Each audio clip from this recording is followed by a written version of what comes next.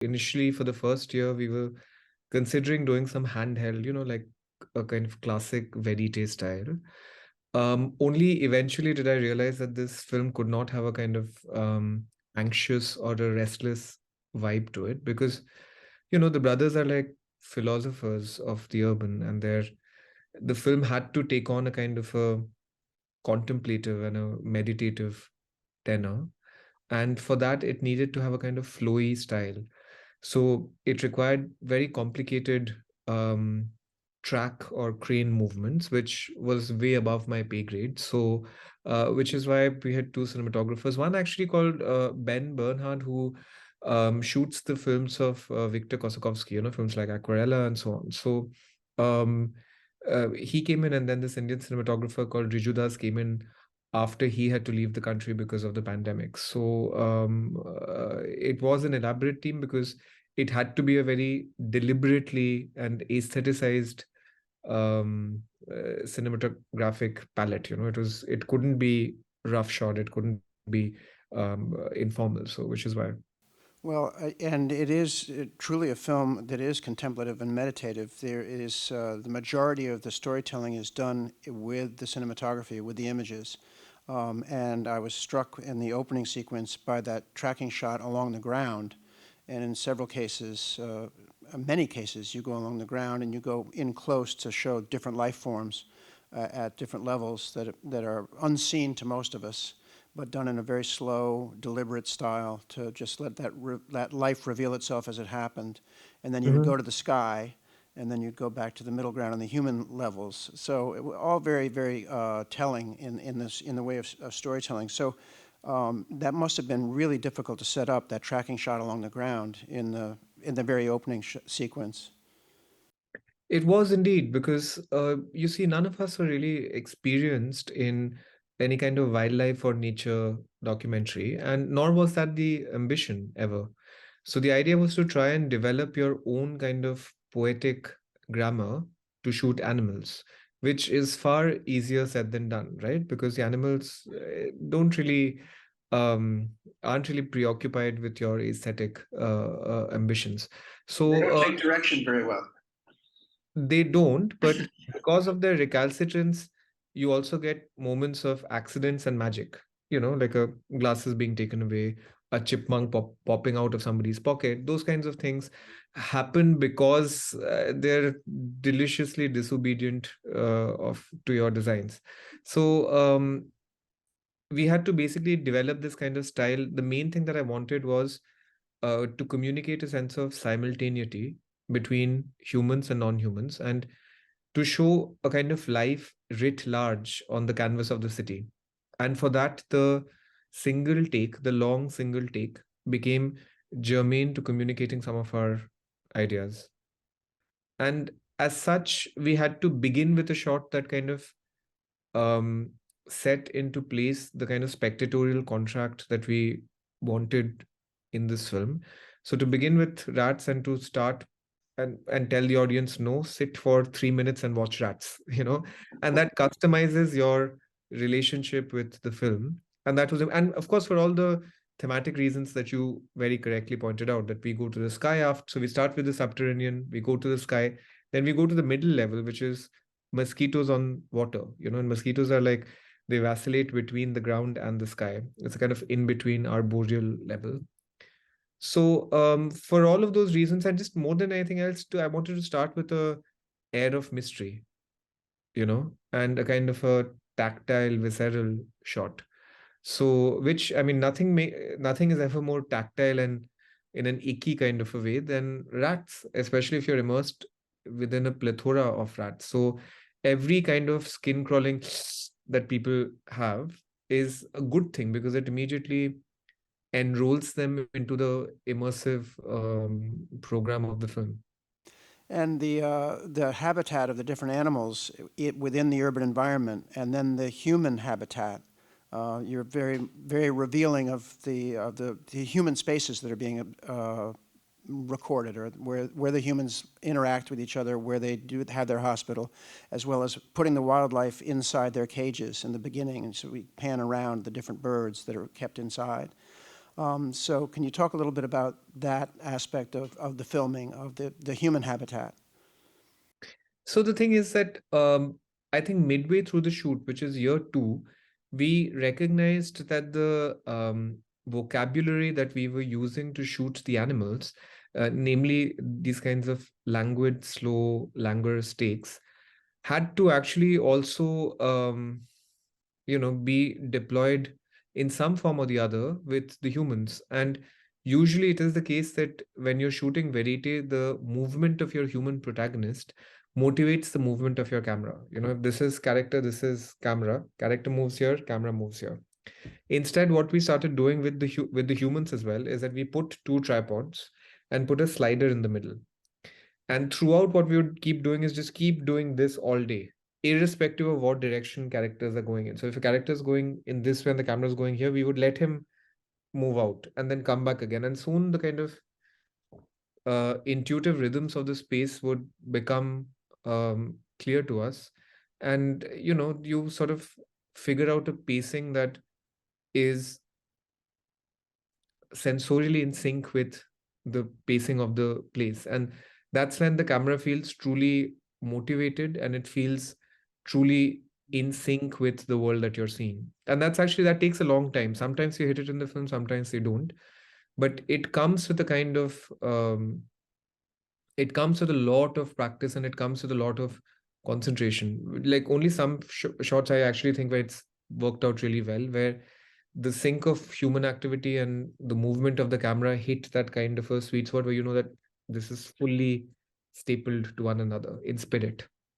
There was a couple of scenes that were more normal, typical, for one of a better word, human interaction.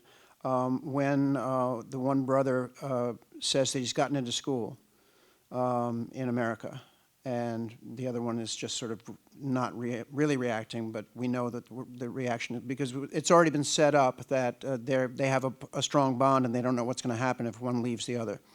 So was that scene set up? Did you know the information that he was going to be accepted at school and he was going to tell his brother? How did that work? That scene, so I knew that he was going to tell him, but that scene was not set up. Those two are entirely mutually exclusive things. Because what I would do is that I would pick out one of the brothers and ask them if they had any news for the day or what they were going to do. And that's how I think it works better. So the minute you tell somebody to say something, they become like, hello, how are you? It becomes very contrived and it becomes extremely cardboard. And I knew that he had gotten that email because very often he would consult us on the colleges he was applying to. He would it was part of the conversation. And some of us have had, like I have I have a PhD. So like he would often discuss education with me. And so I knew that this was in the offing. And this is going to the graveyard is a kind of pocket of intimacy that they have unto themselves. So of course I knew, but I don't believe that. Firstly, I mean nothing is cheating or inauthentic as such, but in the documentary form, to my mind, as long as it feels authentic. But in that case, what happens is that I knew that he was going to say it. One of the South didn't know it, and I knew it. You have a lurking suspicion because you figured out what their behavioral patterns are, and you figured out when they have personal chats. They never have it at home. They never have it in the basement because Salik, the younger brother, is there. They usually have these pockets of intimacy in, say, the graveyard, which is anyway kind of a somber setting because of their mom's memory there. So I knew it was bound to happen there. So I suppose, yes, that is a normal or a regular shot because it doesn't move. But I think the real challenge or the decision with that shot was whether we keep it in its entirety. Because there's a long pause where they're just eating the packet of the chips packet is crackling, and the real thing was whether we leave it uncut or whether we cut in the middle. So but I mean, I like, in hindsight, I actually like that shot because I feel like the silence is better than any argument or real conversation that they could have had. So we had actually two other shots where in the car they continue talking, which I shot. and they get back home and then they have another uncomfortable conversation at home. But that sort of, we decided to junk all of that because the silence itself was replete with more density. Well, it worked really well because, as I said, the bond was very, very clearly set up by the one brother who talked about the bond. Then there was the news about the school, going to school. And then as the new hospital's being built, is that last encounter was, are you still thinking about America? And yes, I am, and it'll be better. And so that tension is still there.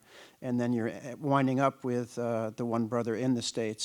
So the story of the brothers was very clear and very well done, I thought, as against in addition to the story of what seems to me to be the story of animals living in the mess that humans are making out of the world that we've made. So was that sort of the message that you were trying to get at with these life forms, and how they are evolving and getting cigarette butts to use to keep parasites away and so forth, the kind of evolving they have to do to keep up with human mess? That is the broad wheelhouse of things. I think the prime one of the main ideas was to show, like I said, like different forms of life that's jostling cheek by jowl in the city. We usually think of nature as something that takes place either in the jungles or in the beaches or inside our bodies. But the city itself is a kind of predominant driving force in terms of behavioral changes or evolutionary changes. And it was like I was interested in the kind of improvisatory nudges that animals are constantly making, and some have successful urban careers, like the black kite, for instance, and others do not.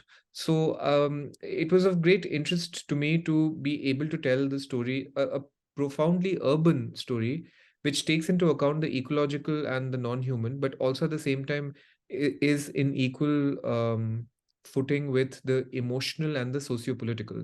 So because in life all of these things are anyway inconceivably entangled, right? So the entanglement of human on human life was important, and for that you had to show what, and these are things that you can, that only work if you show it, not if you describe it. You only have to see a turtle clambering through trash with the traffic zipping past and the two kind of temporalities colliding against one another to understand simultaneity. You don't get a sense of simultaneity if you speak it or if I write it in an academic paper, so that was the sense. But message, the thing is that I can't, it's impossible to me, for me to pin down any one utilitarian or narrow message from the film. I don't believe that any good film or any of my favorite films have a kind of single unilateral or a message, because films are like dense compact units, and they're meant to be like springboards, and you jump off and land in a pool of semantic meaning where you can't really, everybody takes off their own thing. So I do not have like one kind of anthemic message at all. Well, I think that's very true. I didn't mean to be reductive about it. I was just saying that that was one of the themes that I thought was very powerfully presented. Mhm. Another theme that was powerfully presented is their dedication to this mission against a lot of odds, that are against them in terms of not only funding, but in terms of equipment and the sort of the breaking down of everything, not only their own equipment, but the breaking down of the socioeconomic order and so forth. So that was another telling theme. And the meat provider said, well, I think what you're doing is really noble. I can't lower the price anymore, but what you're doing is very noble. And it is a noble calling. And that was very explicit in the little bits of dialogue that were there. That was made very clear about the mission, their sense of the mission, and not abandoning the kites. So can you tell us what's the status now? Are the brothers back together again? Is one brother in the States still? What's going on now? The brothers are very much back together. Nadeem was in the States for I think about a month or 2 months, and did a kind of training workshop thing. But I knew that he was going to come back. And, he's too emotionally tethered to that space. And it's not easy to sustain emotionally or financially, really, in the US. And the house looks similar. Of course, their lives have changed somewhat because of the film, because there's more media attention and spotlight on them, on their work than ever. They've been traveling a lot. Three brothers came to Cannes with me. Nadeem has been going to more film festivals than I have. At this point, he went to Krakow. He, of course, came to Cannes. He went to Australia. He came for the New York Film Festival and then the New York opening. at Film Forum, and so they've been traveling quite a bit. Our producers have very generously given the Bird Hospital funding for a full year to come. So it, I think, alleviates some of the material predicaments. But above and beyond that, I feel like it's not like one film can entirely, in one fell swoop, transform somebody's life, because they have chosen a kind of radical love for something, and that comes with its costs. And I feel like they will always be somewhat struggling with, I mean, struggling emotionally and financially and materially. And their hospital looks similar, maybe a bit like the enclosures are a bit more uh, finessed and polished, but that's largely about it. They're still working with a tremendous workload. And I mean, I keep saying this to every audiences, if you, it's easy to donate. If you felt moved by it, please go. And even the smallest contribution, of course, helps. But overall, the outer shape of their lives looks similar because the problem of the bird fall is similar. Is there any chance of them getting more staff, more people to help them with the workload? They have added two more staff members now. Okay, well, that's good news. Now, you've had a bunch of success with the film so far. Did you get onto the story before the New York Times story, or did the New York Times story come because of awareness of you making the film? Neither. The New York Times story happened midway into our shoot. Like we were a year and a half into shooting when Oliver from New York Times came to do the story. He did not know that a film was being made. When we started the whole year and a half, we did not know that there was going to be anything, right? So those two did not cross-pollinate. Um, I suppose, except insofar as the New York Times becomes a kind of plot point for our film, right? Because it generates a kind of buzz about their life and so on and so forth. So I think that's what it primarily does. And above and beyond that, I feel like um, the New York Times story went a long way in creating awareness about them. But the truth is that people in Delhi, for instance, in the wildlife circuits knew them. A niche circle knows them, but what they really need is the general populace to support their work, essentially. Okay, well, I think that everybody here that saw the film and people that are seeing it everywhere probably support what they're trying to do. And it's a very, very powerful message. Now, I understand that you have qualified or are in the running for the Academy Award at this point. I mean, I mean, I, I don't know. It's the okay, let me put it this way. Of course, technically, the minute you win one of the festivals, like we were at Sundance and Cannes and so on, so and London Film Festival, etc. So technically, of course, you're qualified. I suppose the really nuts campaign that I'm on right now is geared towards that being the end point. But the I mean, I try not to think too much about the awards. I mean, one has to try and it's tough though, it's not easy, but one has to try and not be the sort of person whose emotional eggs are in that basket, of course. So, of course, having said that, any kind of awards or recognition for the film helps the film and ultimately helps the brothers, of course. But but I mean, yeah, I mean, we'll see what happens. Well, I just salute, and I believe all of us would agree to this, to your dedication to your aesthetic idea for this film and the way that you carried it off, just so beautifully done. And so congratulations. Thank you so much for sharing this film with us. And I don't know, maybe I can get a question from the audience and translate it to you. Questions that anybody would like to ask? I think that we're good then. So thank you so, so much, and good luck with the future. Thank you. Thank you so much. I enjoyed talking. Thank you.